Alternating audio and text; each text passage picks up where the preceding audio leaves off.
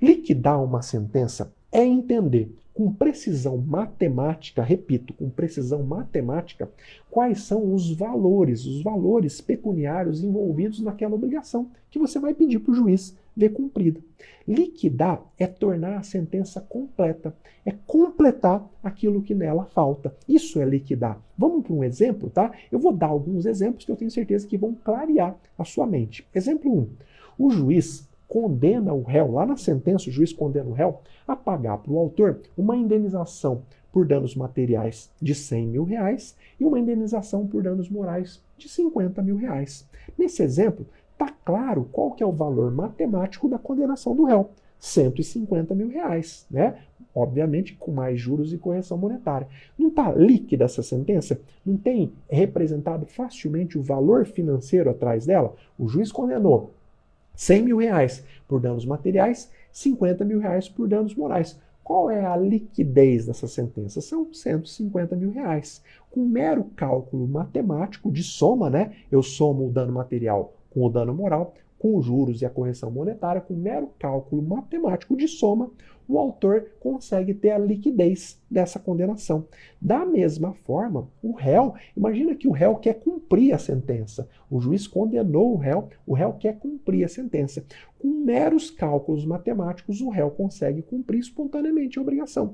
Ele sabe, a minha dívida, então, a condenação é de R$150.000, mais juros e mais correção. Essa sentença é líquida, ela não precisa de uma liquidação. Isso significa que eu posso, se o réu não cumprir espontaneamente a obrigação, eu posso entrar com um pedido de cumprimento de sentença. Vamos para o exemplo 2, nós estamos falando aqui de liquidez ou de iliquidez de uma sentença.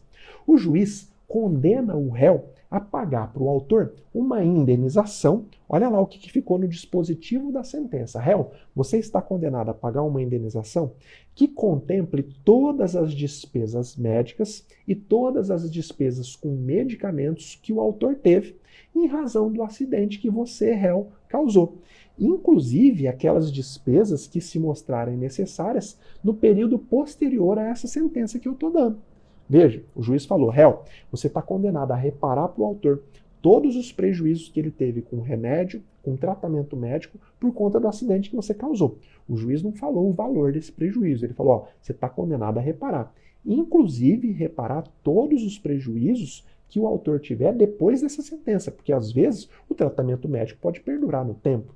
Às vezes o autor entrou com a ação, um ano depois saiu a sentença, mas o autor vai precisar continuar fazendo o tratamento médico, às vezes até para o resto da vida. É possível você ver, lendo apenas esse trecho do dispositivo, com essas informações apenas que eu acabei de passar, é possível você saber com precisão matemática qual que é o valor que o réu tem que pagar? Lendo apenas esse dispositivo que eu coloquei aqui no mapa mental, o réu consegue cumprir a obrigação? Realizando apenas cálculo matemático, o réu consegue descobrir o valor exato da indenização que ele tem que pagar para o autor? Obviamente que não, né? Obviamente que o autor, aliás, o réu, ele vai precisar que o autor indique, que o autor discrimine, que o autor apresente todas as despesas que ele teve ao longo do processo e qual foi o valor de cada uma delas. Às vezes isso não está no processo. Às vezes, lá na inicial, o autor pediu simplesmente a condenação do réu a reparar todas as despesas e disse, juiz, eu não tenho condições agora, enquanto eu estou fazendo a inicial, de discriminar quais são as minhas despesas. Por quê? Porque essas despesas vão continuar acontecendo no curso do processo. Veja, fica evidente, só com isso que eu acabei de te falar, que para tornar a sentença, nesse caso, líquida, é preciso que o autor apresente fatos novos e documentos que não foram apresentados e nem examinados na sentença. Quais fatos novos? Olha, quantos tratamentos ele precisou fazer? Quantas sessões de fisioterapia ele precisou fazer? São fatos que ele ainda não tinha quando ele fez a petição inicial, porque são fatos que só aconteceram no curso da ação.